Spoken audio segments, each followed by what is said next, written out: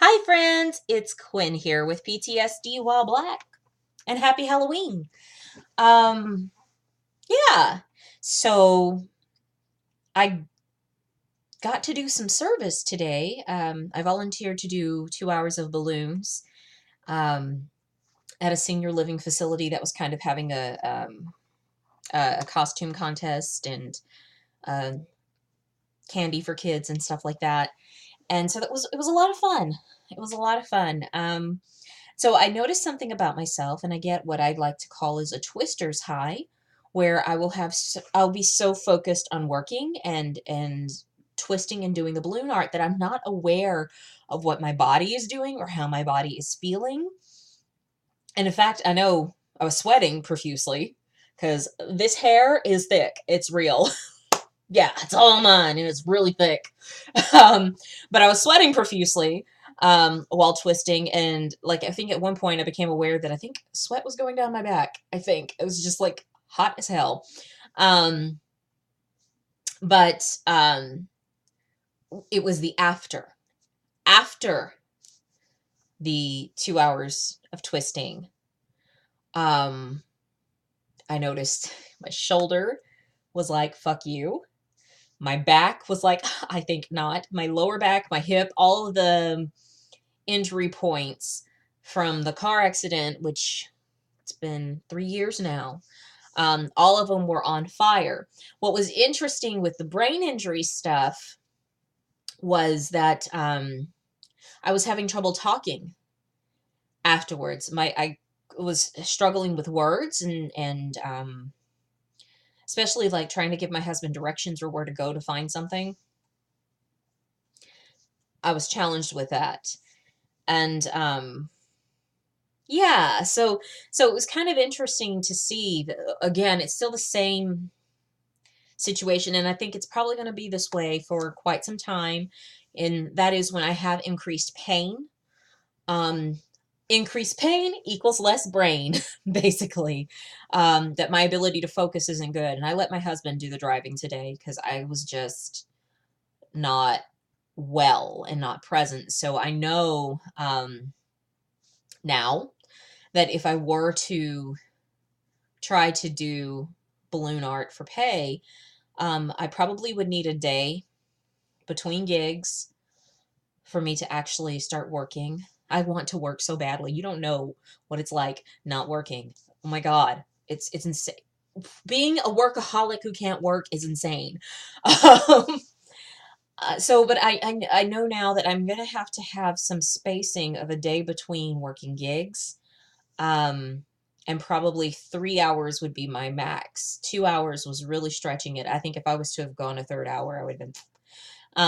That I also will need to have some kind of plan of having someone drive me to and from gig locations, and that's going to be a challenge. Um, or I would need plenty of time to rest after a gig before I could drive home if I had to do this myself, I think. Because this was kind of hard today. Um, but I'm glad that I could do the work, and I'm glad that I did it. I love seeing the children's smiles, and they're like, "Wow, you can do this." I'm like, "Yep, I sure can." Except for poodles, I fucking suck at making poodles. It's like one of the simplest balloon animals to make. I suck at making poodles. You want a complicated rose? Fuck yeah, let's make a rose. But poodles? Screw poodles. Bunnies? I love bunnies. Frogs? I love frogs.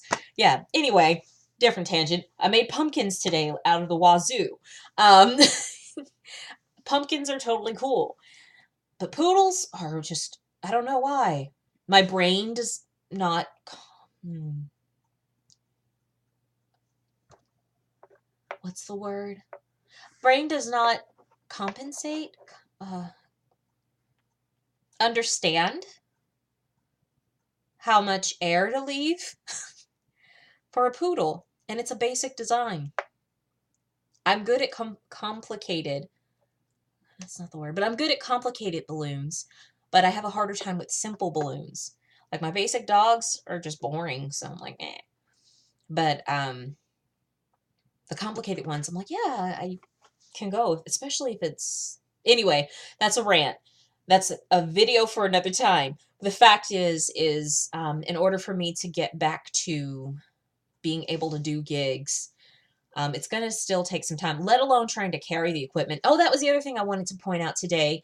I was able to carry my own equipment, at least to the car, because I no longer carry books and tables, and I don't carry my balloons in a case. I carry them in a bag now, and my display is on like a science project board, that threefold board, and I have a light easel.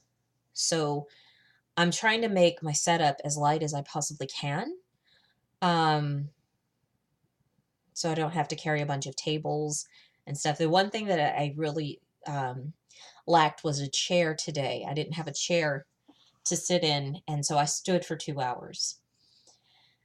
And I think that was the, oh, what the fuck. I managed to stand for 2 hours. And I think that's probably why my back hurt a whole lot more, because I think before I was doing sitting, standing balloons, and 2 hours didn't seem to be so bad, and that's why I committed to it. But 2 hours standing, holy shit. My upper back, my lower back, they're just burning.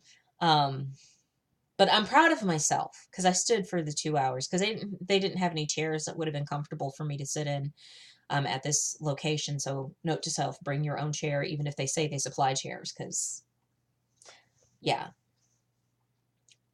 yeah, because they have armchairs, and that's uncomfortable on my hip to sit in a chair with arms, because I have big hips. I try to squeeze myself down in there. Anyway, yeah, so I'm noting the progress, and I'm noting